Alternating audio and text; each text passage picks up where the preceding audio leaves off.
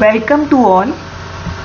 Myself, Dr. Renu Loshali, working as Assistant Professor in the Department of Chemistry from Shri Ram Singh Dhoni Government Degree College, Jayati, Almora, Uttarakhand. आज हम subject chemistry के ऊपर बात करेंगे और class BSc second year. तो हम overall अगर देखें तो BSc second year chemistry subject की बात करेंगे और इसमें हम पेपर थर्ड को डिस्कस करेंगे जो है हमारा फिजिकल केमिस्ट्री का पेपर। क्लियर? फिजिकल केमिस्ट्री के पेपर में चैप्टर 6 है, यूनिट 6 है सरफेस केमिस्ट्री। इसमें एक टॉपिक है Freundlich and Langmuir adsorption isotherm. तो आज का जो हमारा टॉपिक ऑफ डिस्कशन है वो है Freundlich and Langmuir adsorption isotherm. तो आगे बढ़ने से पहले मतलब Freundlich and Langmuir adsorption isotherm को डिस्कस करने से पहले हमें यह पता होना चाहिए कि एड्सॉर्प्शन आइसोथर्म होता क्या है। तो देखिए, एड्सॉर्प्शन आइसोथर्म एक सिंपली ग्राफ है जो क्या शो करेगा, एड्सॉर्प्शन का वेरिएशन प्रेशर के साथ एट अ कांस्टेंट टेम्परेचर।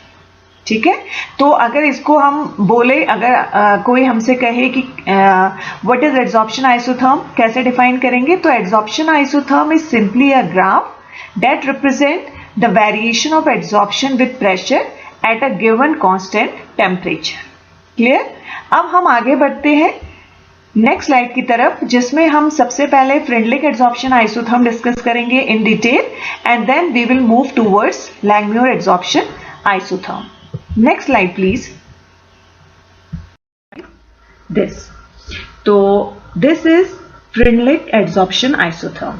देखिए, फ्रेंडलिक एड्सॉर्प्शन आइसोथर्म में हम सबसे पहले बेसिक कंसेप्ट पढ़ेंगे फ्रेंडलिक एड्सॉर्प्शन आइसोथर्म का, फिर हम आइसोथर्म प्लॉट करेंगे, मतलब हम ग्राफ प्लॉट करेंगे, फिर हम लिमिटेशंस पढ़ेंगे फ्रेंडलिक एड्सॉर्प्शन आइसोथर्म के।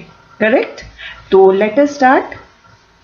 तो देखिए, फर्स्ट पॉइंट कि ये जो एड्सॉर्प्शन आइसोथर्म है जर्मन साइंटिस्ट ने दिया इन 1909 और ये जर्मन साइंटिस्ट का नाम क्या था, फ्रेंडलिक। ठीक है, तो इन्हीं के नाम से क्या एड्सॉर्प्शन आइसोथर्म का क्या नाम पड़ा, Freundlich adsorption isotherm. Next point, Freundlich adsorption isotherm एक सिंपल एम्पिरिकल इक्वेशन है, ठीक है, जिसमें एड्सॉर्प्शन को रिलेट करा गया with pressure at a given constant temperature. ठीक है, तो फ्रेंडलिक एड्सॉर्प्शन आइसोथर्म सिंपल एक क्या है, एक एम्पिरिकल इक्वेशन है जिसमें एड्सॉर्प्शन को कोरिलेट करा गया, मतलब एड्सॉर्प्शन को रिलेट करा गया विद प्रेशर के संग एक पर्टिकुलर टेम्परेचर पर। ठीक है, और ये जो सिंपल इक्वेशन है वो ये है। ठीक है, क्या है देखिए, x upon m equals to k p की पावर 1 अपॉन n। क्लियर? अब यहां पे जान लेते हैं कि ये क्या क्या है। ठीक, तो यहां पे x क्या है, x is the mass of gas adsorbed on m mass of the adsorbent at pressure p। Means x is वो अमाउंट ऑफ गैस है जो m मास ऑफ एड्सॉर्बेंट में एड्सॉर्ब हुआ है प्रेशर p में। क्लियर? अब यहां पर एक चीज थोड़ा क्लियर करनी है कि यहां पे जो एड्सॉर्प्शन की बात हो रही है, ये एड्सॉर्प्शन है adsorption of gas on surface of solid. Clear? हम सिर्फ यहां पर गैस का एड्सॉर्प्शन पढ़ रहे हैं सॉलिड की सरफेस पर। तो x यहां पर क्या है, m यहां पे क्लियर हो गया है। ठीक है, अब बढ़ते हैं k की तरफ। k और m ये दो कांस्टेंट्स हैं जो डिपेंड करते हैं एड्सॉर्बेट एंड एड्सॉर्बेट यानी कि गैस, एड्सॉर्बेंट यानी कि सॉलिड के नेचर पे डिपेंड करते हैं एक पर्टिकुलर टेम्परेचर पर। क्लियर? तो यहां पे सारी चीजें क्लियर हो गई है। अब हम कहते हैं नेक्स्ट पॉइंट कि जो 1 अपॉन n की जो वैल्यू है, दिस वैल्यू, ये जो वैल्यू है 0 एंड 1 के बीच की है। क्लियर? 0 एंड 1 के बीच में है। अब एक कंडीशन लगाते हैं जहां पर 1/n की वैल्यू 0 ले लेते हैं और दूसरी कंडीशन लगाएंगे जहां पर 1/n की वैल्यू 1 ले लेंगे। क्लियर? अब पहली कंडीशन हमने लगाई, देखिए 1/n इक्वल्स टू 0। अब यहां पे आते हैं, 1/n अगर 0 है, ये 0 है, तो p की पावर क्या हो जाएगा 0, और हमें पता है किसी की भी पावर 0 होती है तो वो 1 होता है। तो यहां से फाइनली क्या आ गया, ये पूरा 1 हो गया। ठीक है, तो ये हमारा क्या बच गया, x/m इक्वल्स टू k। तो यहां पे हमने लिख दिया x/m इक्वल्स टू k, और k हमें पता है एक कांस्टेंट है। तो यहां से ये क्लियर होता है कि ये जो एड्सॉर्प्शन है, देखिए x/m क्या है, एड्सॉर्प्शन। x क्या कहा था हमने कि कितनी gas, x amount of gas जो है वो m मास ऑफ एड्सॉर्बेंट पे की सरफेस पर आ रही है। ठीक है, तो ये यही क्या है, एड्सॉर्प्शन होता है। तो यहां से ये क्लियर होता है कि जो x/m है, जो एड्सॉर्प्शन है, वो प्रेशर के इंडिपेंडेंट है, क्योंकि इस एक्सप्रेशन में प्रेशर कहीं नहीं आया। ठीक, क्योंकि यहां पे प्रेशर की पावर 0 हो गई तो ये पूरा टर्म 1 हो गया। तो हम कहते हैं जब 1/n की वैल्यू 0 होगी तो एड्सॉर्प्शन प्रेशर पे डिपेंड नहीं करेगा, या हम कहते हैं adsorption is independent of pressure. Clear? Next, when 1/n is equal to 1। ठीक है, यहां पर अब दूसरी कंडीशन ली, जब 1/n 1 हो गया, के बराबर हो गया, तो ये चीज क्या हो जाएगा, 1 हो जाएगी। तो x/m equals to k, p की पावर 1 आ जाएगी। क्लियर? तो यहां से ये क्लियर होता है, ये चीज हमने यहीं पे लिखी, देखिए x/m इक्वल्स टू kp लिखे या p की पावर 1 लिखे, बात एक ही है। ठीक है, तो यहां से ये क्लियर होता है कि एड्सॉर्प्शन जो है वो प्रेशर के डायरेक्टली प्रोपोर्शनल है। क्लियर? Next slide. अब यहां पे हमने क्या करा, देखिए ये जो एम्पिरिकल इक्वेशन थी जो फ्रेंडलिक ने दी, एड्सॉर्प्शन आइसोथर्म जिसको हमने कहा, ये सिंपल इक्वेशन जो थी वो हमने यहां पे लिख ली। क्या थी वो, x/m equals to k, p की पावर 1/n। क्लियर? अब हमने इसका लॉग लिया, तो लॉग लिया तो क्या हो गया, log x/m equals to log k plus 1/n log p। ठीक, अब हमने क्या करा, log x/m को प्लॉट करा अगेंस्ट log p। क्लियर? हमने x एक्सिस में log p लिया, ये देखिए ये x एक्सिस है, ये ग्राफ में आते हैं जिसको हम क्या कह रहे हैं, आइसोथर्म कह रहे हैं, क्योंकि अभी हमने क्या देखा, एड्सॉर्प्शन आइसोथर्म वो ग्राफ है जिसमें एड्सॉर्प्शन को हम प्लॉट कर रहे हैं किसके वर्सेस किसके अगेंस्ट, प्रेशर के अगेंस्ट। क्लियर? तो यहां पे एड्सॉर्प्शन को हम प्लॉट कर रहे हैं against pressure according to Freundlich. Clear? X axis है x, इसमें हमने log p लिखा है, log p, and y axis है ये, इसमें log x/m। क्लियर? अब according to Freundlich adsorption isotherm, देखिए क्लियर ग्राफ से क्या क्लियर है, जैसे जैसे log p बढ़ा, ये देख रहे हैं इधर को log p बढ़ रहा है, towards right log p increase कर रहा है, और towards upward direction log x/m increase कर रहा है, मतलब एड्सॉर्प्शन बढ़ रहा है। ठीक है, तो ग्राफ से ये क्लियर होता है कि जैसे जैसे log p बढ़ा वैसे वैसे log x/m बढ़ गया, या जैसे जैसे log p बढ़ा वैसे वैसे एड्सॉर्प्शन बढ़ गया। ठीक है, स्ट्रेट लाइन आ रहा है ऊपर। ठीक, ये इंक्रीज हो गया। तो फ्रेंडलिक के अकॉर्डिंग क्या है कि with increase in pressure adsorption also increases. Clear? Condition है एट कांस्टेंट टेम्परेचर, और यहां पर इसका जो स्लोप आया वो आया 1/n। ठीक है, tan थीटा जिसको हम कहते हैं, and log k is intercept, this is intercept. Clear? तो कहने का मतलब ये है ओवरऑल कि फ्रेंडलिक ने एक सिंपल इक्वेशन दी, एम्पिरिकल इक्वेशन, और उसके अकॉर्डिंग क्या हुआ कि जैसे जैसे p बढ़ेगा वैसे वैसे x/m बढ़ेगा, मींस एड्सॉर्प्शन बढ़ेगा। क्लियर? अब फ्रेंडलिक के क्या लिमिटेशंस रहे, क्या कमियां रही, देखते हैं नेक्स्ट स्लाइड में कि फ्रेंडलिक क्या क्या कमियां रही। तो next heading is limitations of Freundlich adsorption isotherm. ठीक है, तो देखो अभी हमने डिस्कस करा कि फ्रेंडलिक का क्या कंसेप्ट था कि जैसे जैसे प्रेशर बढ़ेगा वैसे वैसे क्या होगा, एड्सॉर्प्शन भी बढ़ेगा, कंडीशन है टेम्परेचर कांस्टेंट हो। बट देखिए ये देखा गया कि हाई प्रेशर में एड्सॉर्प्शन अप्रोचेस सैचुरेशन। इसका क्या मतलब है कि जब प्रेशर हाई है तब एड्सॉर्प्शन में कोई चेंजेस नहीं आए। ठीक है, इसका मतलब होना क्या चाहिए था, फ्रेंडलिक के अकॉर्डिंग प्रेशर बढ़ने के संग संग एड्सॉर्प्शन भी बढ़ना था, बट यहां पर क्या हुआ, एक्सपेरिमेंटली ये देखा गया कि प्रेशर तो बढ़ रहा है but instead of increase in adsorption के बढ़ने के बजाय क्या हो रहा है, एड्सॉर्प्शन में कोई चेंज नहीं आ रहा है, एड्सॉर्प्शन जैसा है जितना है उतना ही रह रहा है। ठीक है, अटेन सैचुरेशन। तो यहां पर क्या है, फ्रेंडलिक फेल हो गए। तो हम कहते हैं Freundlich adsorption isotherm high pressure में फेल हो गया। क्लियर, फर्स्ट लिमिटेशन है।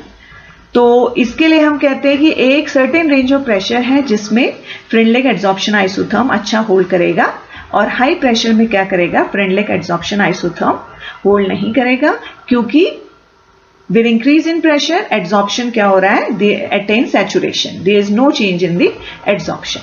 Clear? Next limitation is Freundlich adsorption isotherm is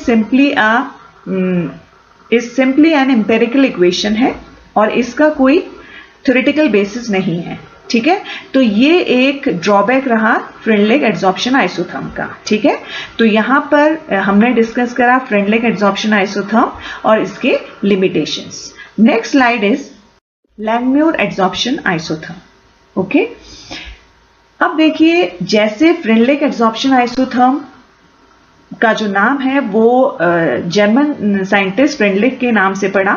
ठीक है, वैसे ही लैंगम्यूर एड्सॉर्प्शन आइसोथर्म भी एक अमेरिकन केमिस्ट थे जिनका नाम इरविंग लैंगम्यूर था। इन्होंने 1916 में एक एड्सॉर्प्शन आइसोथर्म दिया और उस एड्सॉर्प्शन आइसोथर्म को क्या कहा गया, लैंगम्यूर एड्सॉर्प्शन आइसोथर्म कहा गया। क्लियर, तो Langmuir adsorption isotherm is named after the name of American chemist named as Irving Langmuir. Clear? Next, there are certain assumptions of Langmuir. ठीक है, तो Langmuir adsorption isotherms के कई पॉइंट्स थे, कई कल्पनाएं थी जो Langmuir ने कंसीडर करे, सर्टेन पॉइंट्स कंसीडर करे। तो हम वन बाय वन इसको डिस्कस करते हैं। क्लियर, तो फर्स्ट पॉइंट में आइए। First point is solid surfaces homogeneous. देखिए सबसे पहले क्या हुआ कि ये जानिए कि सॉलिड सरफेसेस होमोजीनियस का क्या मतलब है। ठीक, लैंगम्यूर ने ये कहा कि जो सॉलिड की सरफेस है वो कई साइड्स से बनी हुई है, SITES। क्लियर, साइड्स से बनी हुई है और ईच साइड जो है एक गैस मॉलिक्यूल को एड्सॉर्ब करेगी। क्लियर, तो अब लैंगम्यूर के अकॉर्डिंग क्या है कि जो सॉलिड की सरफेस है इट शुड बी होमोजीनस। ये होमोजीनस है, इट मींस कि हर साइड की इक्वल टेंडेंसी है, ठीक, गैस मॉलिक्यूल को एड्सॉर्ब करने की, इसका ये मतलब है। ठीक है, इक्वल एफिनिटी है for the gas molecule. First point जो लैंगम्यूर ने एज एन अजम्पशन लिया। Next point, there is no interaction among the adsorbate molecules, means जो गैस मॉलिक्यूल एड्सॉर्ब हुए सॉलिड की सरफेस पर उनका आपस में कोई इंटरेक्शन नहीं है। ठीक, थर्ड, अब देखिए ये वाला एड्सॉर्प्शन आइसोथर्म भी, लैंगम्यूर एड्सॉर्प्शन आइसोथर्म भी किसके लिए है, adsorption of gas on solid surface, और फ्रेंडलिक भी क्या था, adsorption of gas on solid surface. और ये जो आइसोथर्म है ये मोस्टली स्टडीड एड्सॉर्प्शन आइसोथर्म है। क्लियर, अब third point is adsorbed gas molecules are localized. It means कि जो गैस मॉलिक्यूल सॉलिड की सरफेस पे आए वो क्या है, उनकी एक फिक्स पोजीशन है, उन्होंने एक फिक्स पोजीशन ऑक्यूपाई कर ली है सॉलिड की सरफेस पर और ये मूव अप नहीं करेंगे। ठीक, ये एक थर्ड अजम्पशन था लैंगम्यूर का।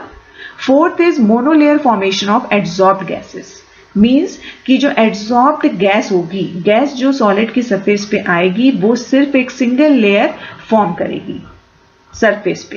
क्लियर, लास्ट अजम्पशन इज कि जो फ्री गैस मॉलिक्यूल है एंड जो एड्सॉर्ब्ड गैस मॉलिक्यूल है इनके बीच में क्या होगा, डायनामिक इक्विलिब्रियम होगा। ठीक, क्लियर। इसको हमने कैसे शो करा, देखिए इसको हमने with the help of this equation show करा।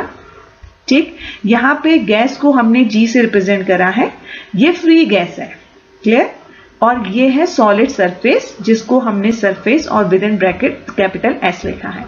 अब हमने आगे साइन बनाए हैं, देन GS। यहां पे देखिए दो साइन है, एक तो फॉरवर्ड डायरेक्शन, दो रिएक्शन है, एक फॉरवर्ड रिएक्शन ये वाली and A backward reaction this one, clear. अब फॉरवर्ड अगर हम बैकवर्ड को थोड़ी देर के लिए छिपा दें तो हमारे पास क्या बचा, सिर्फ क्या G plus S to form GS। इसका मतलब कि गैस जो है वो सरफेस पे आ गई और गैस सरफेस से कंबाइन हो गई। इसका मतलब ये जो फॉरवर्ड रिएक्शन है ये कौन सा प्रोसेस शो कर रहा है, एडसॉर्प्शन का, क्लियर। अब इसका रिवर्स आ जाओ, अगर GS है, GS से क्या बन रहा है, गैस और सरफेस, मतलब पहले तो गैस सरफेस से में अटैच है, उसके बाद क्या हुआ, अगर रिवर्स रिएक्शन है तो गैस अलग हो गई, सरफेस अलग हो गया, मतलब जो एडसॉर्ब गैस थी वो अब हट गई। इसका मतलब क्या, कौन सा प्रोसेस हो गया, डिसॉर्प्शन। तो हम कहते हैं फर्स्ट प्रोसेस जो फॉरवर्ड रिएक्शन है ये एडसॉर्प्शन कहलाती है और जो बैकवर्ड रिएक्शन है ये डिसॉर्प्शन कहलाता है, क्लियर। तो ये 5 असम्पशंस थे जो लैंगम्यूर ने अपने एडसॉर्प्शन आइसोथर्म को एक्सप्लेन करने में कंसीडर करें, क्लियर।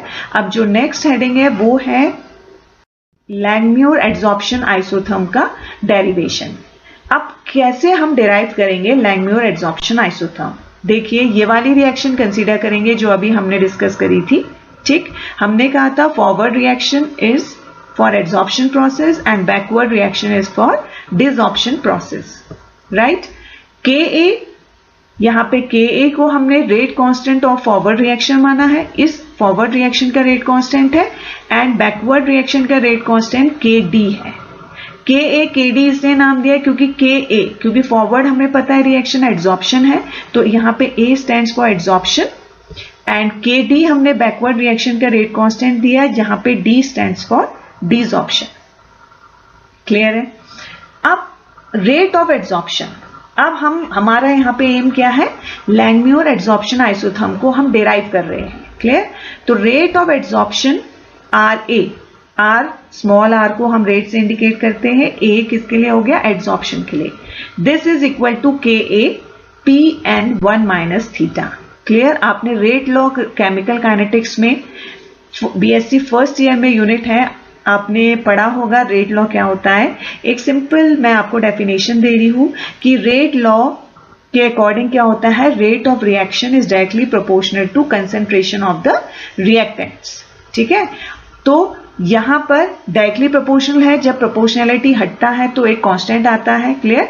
तो वो कांस्टेंट क्या आता है, रेट कांस्टेंट। तो वैसे ही यहां पर भी एक रेट कांस्टेंट माना गया है Ka, और एडसॉर्प्शन की बात कर रहे हैं तो A लिख दिया गया है, ठीक है।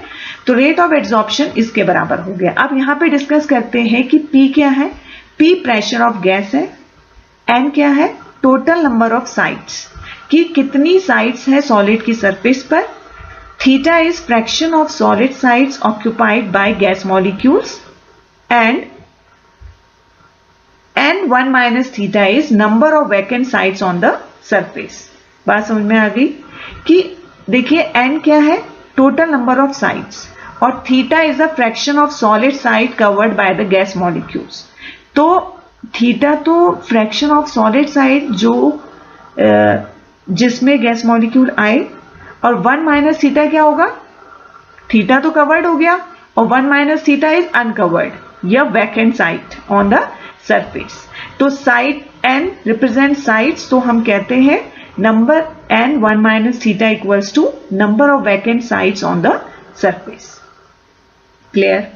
और हमें पता है एडसॉर्प्शन किस किस पे डिपेंड करता है, प्रेशर पे डिपेंड कर रहा है, clear. Next rate of desorption, rate of desorption, इसको R को स्मॉल r को हमने रेट को रिप्रेजेंट करा, D को डिसऑर्प्शन से, क्लियर। तो RD equals to KD and theta, जहां पे KD इज क्या है, rate constant for desorption process, N is total number of sites and theta is the fraction of solid site occupied by gas molecules. अब देखिए rate of desorption. अब डिसऑर्प्शन क्या होगा? डिसऑर्प्शन में जो एड्सॉर्ब गैस है वो रिमूव होगी। इसका मतलब जो थीटा है फ्रैक्शन ऑफ सॉलिड साइड्स जो जिसमें गैस आई उसके प्रोपोर्शनल होगा, क्योंकि जो गैस एड्सॉर्ब है वही निकलेगी, तो तभी वो प्रोसेस डिसऑर्प्शन होगा। तो हम कह रहे हैं तभी यहां पर क्या आया, थीटा लिखा गया। क्लियर? अब इक्विलिब्रियम में क्या होगा? जब इक्विलिब्रियम आएगा तो rate of adsorption equals to rate of desorption. होता क्या है कि इक्विलिब्रियम जब आता है तो rate of forward reaction equals to rate of backward reaction हो जाता है। तो फॉरवर्ड रिएक्शन एड्सॉर्प्शन है एंड बैकवर्ड डिसऑर्प्शन, तो दोनों के रेट बराबर हो गए। तो हमने क्या करा, रेट ऑफ एड्सॉर्प्शन के बदले ये जो था आर ए के बदले जो है equals to K A P N 1 minus theta, इसको यहां लिख दिया। ठीक है? एंड आर डी के बदले हमने के डी एन थीटा लिख दिया। क्लियर? कोई दिक्कत नहीं, सारी चीजें क्लियर है। क्लियर? अब हमने क्या करा, देखिए एन कैंसिल आउट हो गए और के डी को हम यहां नीचे ले आए। ठीक है? के डी को इसके नीचे ले आए, जिसमें ये क्या हो गया, के ए अपॉन के डी हो गया। के ए अपॉन के डी को हमने एक नया कांस्टेंट नाम दिया कैपिटल के, और इसको हमने कहा इक्विलिब्रियम कांस्टेंट है। क्लियर? अब यहां पे के ए अपॉन के डी के बदले हमने क्या रखा, कैपिटल के, तो यहां कैपिटल के आ गया और बाकी चीजें as such P 1 minus theta equals to theta. Clear? N तो कैंसिल हो गए थे और ये जो यहाँ का के डी बचा ये नीचे आ गया, और नीचे आके क्या हुआ, के ए अपॉन के डी एक हमने नया कांस्टेंट ले लिया, रेट कांस्टेंट का रेशियो, और जिसको हमने इक्विलिब्रियम कांस्टेंट कहा, और फाइनली ये एक्सप्रेशन हमें मिल गया। क्लियर? ये वाला, और बाकी डिटेल यहाँ पे लिखा हुआ है। अब देखिए अब क्या करना है, क्रॉस मल्टीप्लाई करना है, थीटा को नीचे ले जाना है एंड केपी को राइट साइड लाके ये नीचे आ जाएगा। तो मतलब यहां पे हमारा क्या आ जाएगा, next expression 1 minus theta upon theta equals to 1 upon K P. Next में देखिए, अब देखिए हमारा एक्सप्रेशन क्या आ गया final, 1 minus theta upon theta equals to 1 upon K P. Clear? अब नेक्स्ट में हमने क्या करा, इसको सॉल्व करा, तो इसको सॉल्व करेंगे तो क्या मिल जाएगा हमें, 1 अपॉन थीटा माइनस यहाँ पे theta upon theta, theta theta cancel होके 1 आ जाएगा, तो यहाँ पे 1 लिख दिया। This is equals to 1 upon K P as such लिख दिया। अब इस स्टेप में हमने क्या करा, थर्ड स्टेप में हमने इस -1 को हम राइट साइड लाए और राइट साइड आके ये क्या बन गया, +1, और एक्सप्रेशन क्या आ गया हमारा, 1 upon theta equals to 1 upon K P +1। अब हमने इस राइट साइड को सॉल्व करा टेकिंग केपी एलसीएम। ठीक है? तो हमने यहां पर 1 अपॉन थीटा इक्वल्स टू हमारा क्या आ गया, 1 प्लस केपी अपॉन केपी। फिर थीटा निकाला तो रिवर्स कर देंगे इसका, तो क्या हो जाएगा finally theta equals to KP upon 1 plus KP. तो ये जो एक्सप्रेशन है theta equals to KP upon 1 plus KP, this is Langmuir adsorption isotherm. Clear? अब हम यहाँ पे 3 केस डिस्कस करेंगे, केस 1, केस 2 एंड केस 3। तो सबसे पहले केस फर्स्ट से स्टार्ट करते हैं। तो केस 1 है लो प्रेशर का, कि जब लो प्रेशर की कंडीशन होगी तो क्या होगा, देखिए जब ये प्रेशर कम होगा तो केपी फार लेस देन 1 होगा। क्लियर? तो this can be neglected, hence हमारे पास क्या बच गया, ये नेग्लेक्ट हो गया, तो हमारे पास बच गया theta equals to KP upon 1, that is KP. तो theta is equal to KP upon 1, जिसको हम केपी भी लिख सकते हैं, और केपी को हम केपी की पावर 1 भी लिख सकते हैं। ठीक है? या तो सिंपल पी लिखे या पी की पावर 1, बात एक ही है। ठीक? तो यहां से ये पता चला कि लो प्रेशर में फर्स्ट ऑर्डर काइनेटिक्स फॉलो हो रही है। लो प्रेशर में क्या हो रहा है, फर्स्ट ऑर्डर रिएक्शन ओबे हो रही है। इसका मतलब जैसे जैसे प्रेशर बढ़ेगा वैसे वैसे थीटा भी बढ़ेगा। थीटा क्या है, फ्रैक्शन ऑफ सरफेस कवर्ड, ठीक, in the formation of monolayer of adsorb gas. Clear? अब थीटा जो है अगर हम सिंपल देखें तो दिस इज एड्सॉर्प्शन को हम रिप्रेजेंट करते हैं थीटा से। अब नेक्स्ट केस लेते हैं, देखिए at high pressure. High pressure है मतलब P ज्यादा है, इसका मतलब Kp is far greater than 1, तो 1 कैन बी नेग्लेक्टेड। तो हमारा क्या आ गया expression, theta equals to Kp अपॉन Kp, cancel out, theta equals to 1। It means theta here is independent of pressure, और इन सिंपल वर्ड्स हम क्या कह सकते हैं, theta is equal to P to the power 0, and किसी की भी पावर 0 1 हो गया, ठीक है।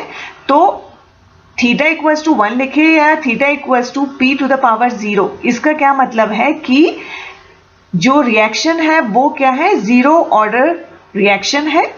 It means theta is independent of pressure, कितना ही प्रेशर हम क्यों ना बढ़ा ले, थीटा या एड्सॉर्प्शन में कोई फर्क नहीं पड़ रहा है, क्लियर। और थीटा इक्वल्स टू 1 की वैल्यू क्या शो करती है कि जो सरफेस है सॉलिड की वो एंटायरली कवर हो गई है एड्सॉर्ब्ड गैस से, और एड्सॉर्ब गैस ने सरफेस पर मोनोलेयर बना ली है पूरी सरफेस पर। तो ये इंडिकेट क्या करता है, थीटा इक्वल्स टू 1 को, क्लियर। अब third case is eight intermediate pressure, मतलब जब प्रेशर ना बहुत ज्यादा ना बहुत कम, तो जो बीच का प्रेशर है वो इंटरमीडिएट प्रेशर है। जैसे देखिए लो प्रेशर में P टू द पावर 1 है कंडीशन, और हाई प्रेशर में P टू द पावर 0 है।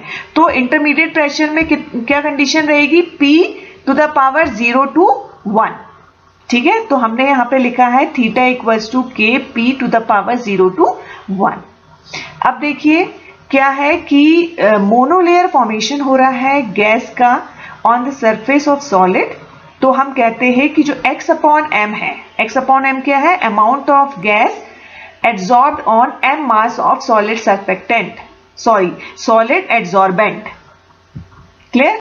तो ये x अपॉन m जो है ये एड्सॉर्प्शन है, और ये किसके प्रोपोर्शनल है, थीटा के। तो यहां पे हमने x upon m proportional to theta कहा। अब प्रोपोर्शनैलिटी का साइन हटेगा तो हमारा एक कांस्टेंट आएगा जिसको हमने k डैश कह दिया। तो एक्सप्रेशन आ गया हमारा x upon m equals to k dash theta.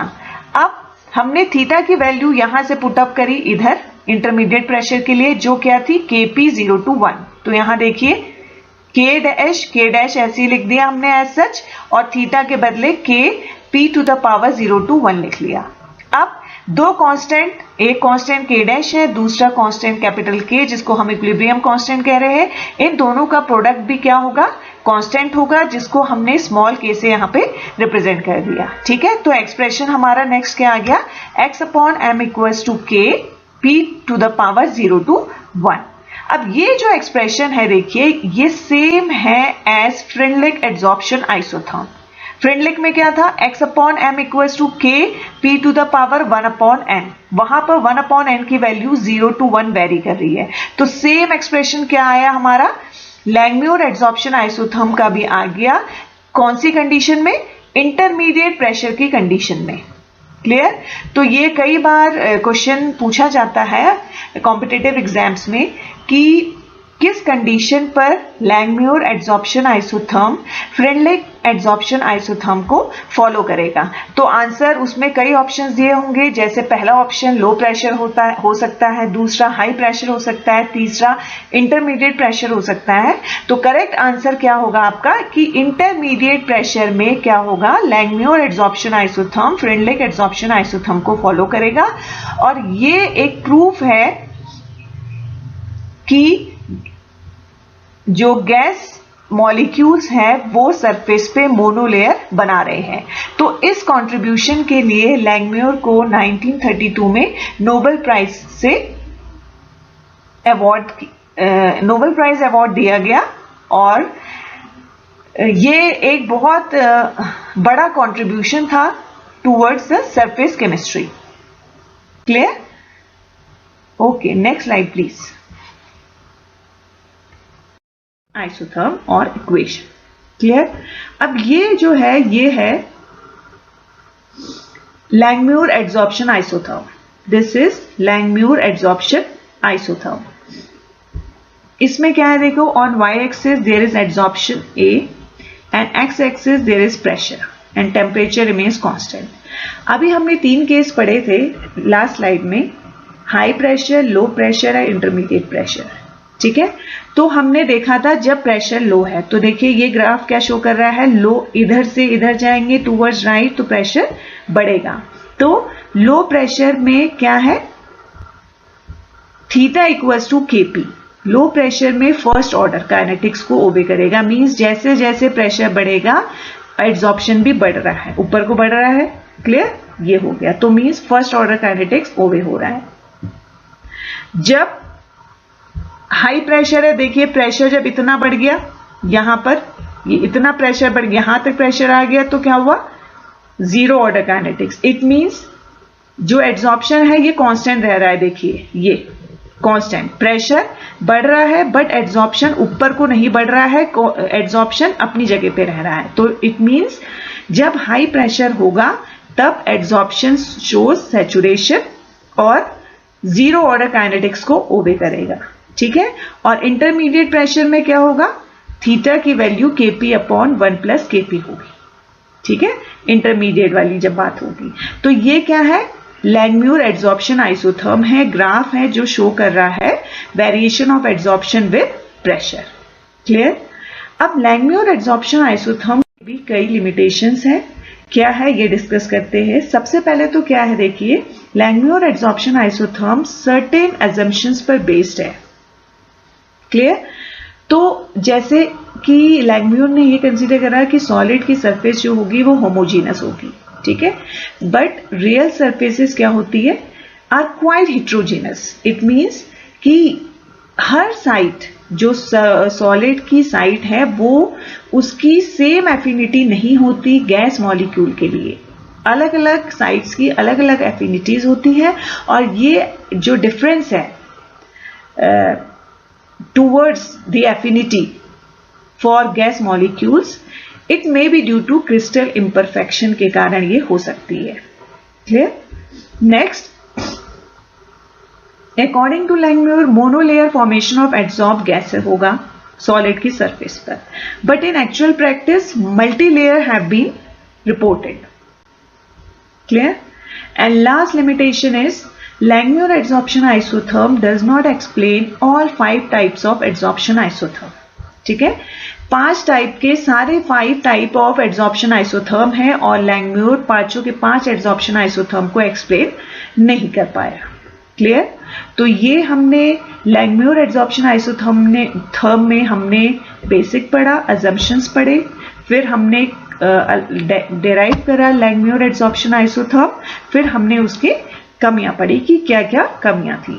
ठीक है, तो यहां पर हमने Freundlich adsorption isotherm and Langmuir adsorption isotherm को डिस्कस करा। And thank you so much, thank you.